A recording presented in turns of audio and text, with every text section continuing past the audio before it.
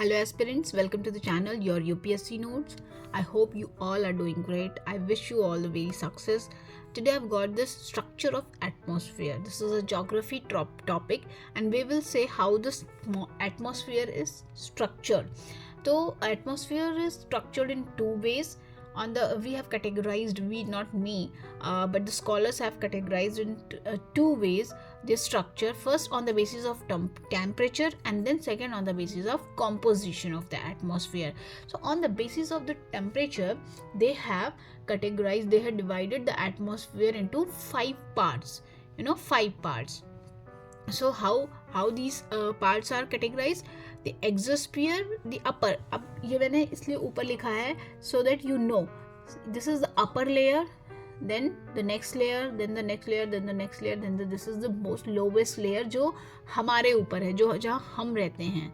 So this is the sequence that the arrow also signifies that it is rising up. This is the earth's surface and then rising up to the sky, towards the sky, or you can say towards the space. So this is the exosphere, is the last layer of the atmosphere in terms of on the basis of temperature, and troposphere is the first layer when we see from the earth side, from standing on the ground. So the first layer of the atmosphere is the troposphere. This is the most lowest layer of the atmosphere when we study the atmospheric structure on the basis of temperature. This is on an average up to 10 kilometer ground से लेके from the earth's surface to up to 10 kilometer in the space.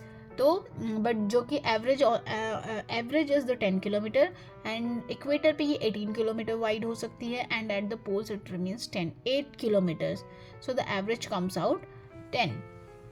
And what happens is the temperature decreases as we go up at the rate of 1 degree Celsius per 165 metre, 165 metre, called normal lapse rate. इसको normal lapse rate बोलते हैं. तो जब इस troposphere में क्या होता है, जैसे वी गो अप, सपोज हम ग्राउंड पे हैं, ग्राउंड से हमने up, we start climbing up and we climb to 165 meters, 165 metre पे हम गए तो 1 degree of temperature कम हो जाएगा.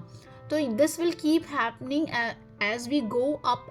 This explain why there is cold on the mountains, why the mountain peaks are cold and the plains are hotter in comparison, because वो हम top पे जाते हैं ना, वी क्लाइंबिंग, तो हर 165 मीटर पे टेम्परेचर 1 डिग्री सेल्सियस कम होता जाता है. तो माउंटेन्स आर, तो वो तो किलोमीटर्स में होते हैं, तो दैट इज द रीज़न. तो इसको बोलते हैं normal lapse rate, and this happened up to 10 kilometre only. जब हम 10 किलोमीटर के ऊपर पहुंच जाते हैं, then the story changes it, then this does not apply. Alright, ये अप टू 10 किलोमीटर तक ही अप्लाई होता है. And also the water vapour and dust lies here. यहाँ पे जो ट्रोपोस्फेयर में ही वाटर वेपर और डस्ट जो होता है वो ट्रोपोस्फेयर में ही होता है, और सारा वेदर और क्लाइमेट रिलेटेड फिनोमेना जो भी हम देखते हैं, तूफान आती है, आंधी आती है, क्लाउड बर्स्ट होता है, all the weather related phenomena जो होती है, लाइटनिंग, ये सब ये ट्रोपोस्फेयर में ही होती है. हमारा विद इन 10 किलोमीटर के हाइट में ही होती है, उसके बियॉन्ड नहीं होती है. So this is called troposphere. ऐसे आप नोट्स बनाइए और ऐसी छोटी, देखिए 2-3 लाइनों में इंपॉर्टेंट पॉइंट्स लिख लीजिए, easy to remember. And then troposphere के ऊपर जब हम जाते हैं, when we cross the 10 kilometre, then we go to the stratosphere. उसको बोलते हैं स्ट्रेटोस्फेयर, जो 50 किलोमीटर्स का होता है. तो ये क्या करता है, इसका फंक्शन क्या होता है, it absorbs UV rays, it has ozone layer and temperature increases.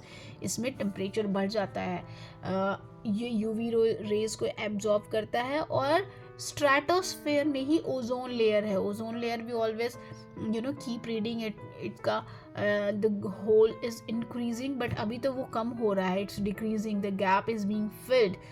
जो हम क्लाइमेट एक्शंस ले रहे हैं, but it is not still, it is not in the best of the condition. तो उसमें ये सब होता है स्ट्रेटोस्फेयर में होता है, बियॉन्ड द 10 किलोमीटर। अब स्ट्रेटोस्फेयर के ऊपर जब हम जाते हैं up to 80 kilometre, 80 kilometre, then we go to the mesosphere. This is called mesosphere. यहाँ पे बहुत थिन एयर होती है, टेम्परेचर फॉल करता है और -100 डिग्री तक चला जाता है। देखो आपने स्ट्रेटोस्फेयर में क्या देखा, टेम्परेचर इंक्रीज होता है।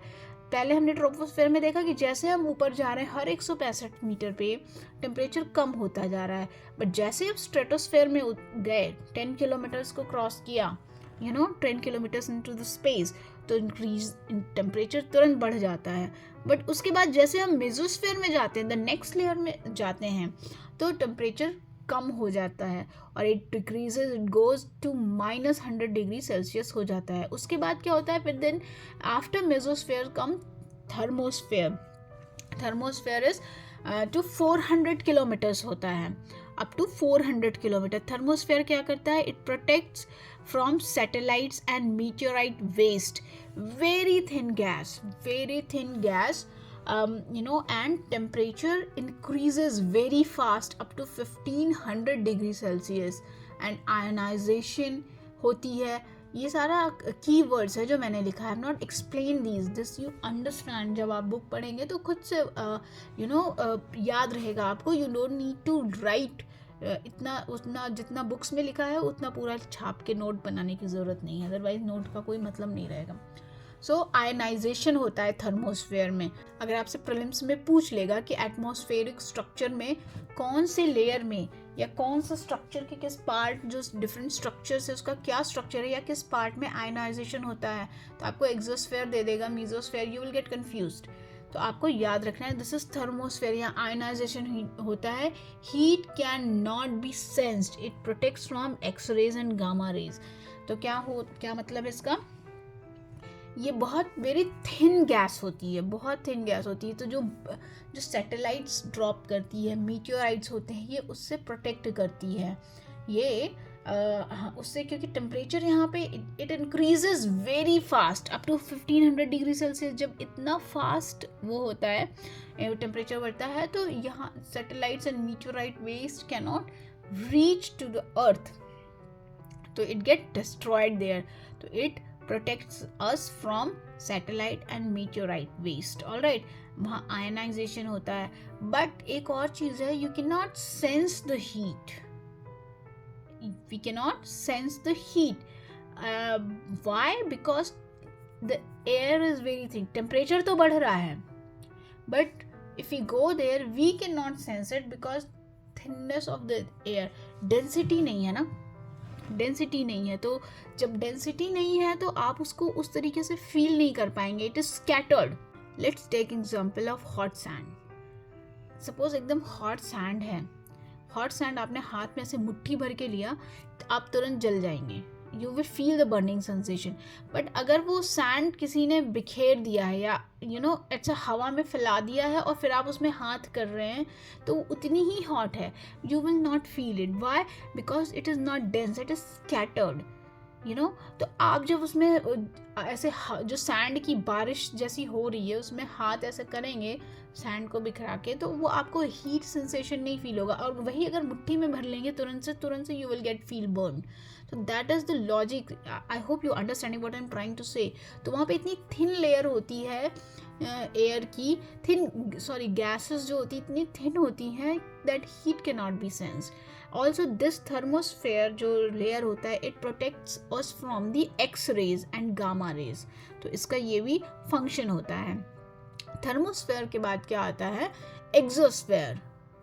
एग्जोस्फेयर क्या होता है, वहाँ पे क्या पाया जाता है, हाइड्रोजन एंड हीलियम। टेम्परेचर यहाँ पे 5000 डिग्री सेल्सियस तक बढ़ जाता है।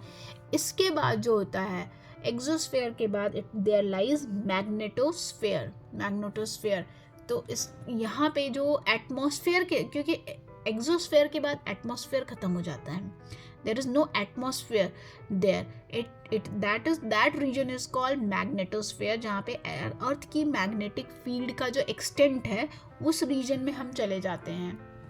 So this is the structure on the basis of temperature. So you can remember is as TS, you can remember is that TSMTE.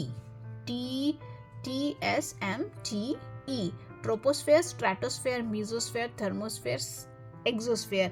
बनाना कैसे है? ऐसे टॉप, जैसे वो स्काई में, सॉरी स्पेस में जो स्ट्रक्चर है जो सबसे ऊपर है, एक्सो ऊपर होता है, उसके नीचे थर्मो होता है, उसके नीचे मीजो होता है, उसके नीचे स्ट्राटो होता है, उसके नीचे ट्रोपो होता है. आप लिखिए ऐसे, बट एरो ऐसे बनाइए कि नीचे से ऊपर जा रहा है.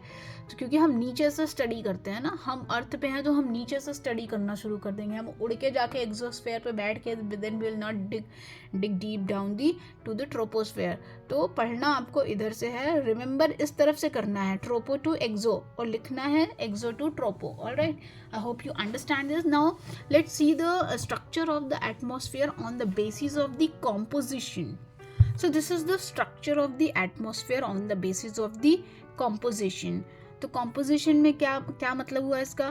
तो पहले तो अर्थ है, this is earth and this is atmosphere. ये एटमॉस्फेयर हमने पढ़ा अभी, just now we studied this atmosphere. इसमें वो पांचों लेयर हैं, कौन सी हैं? Troposphere, stratosphere, mesosphere, thermosphere and exosphere.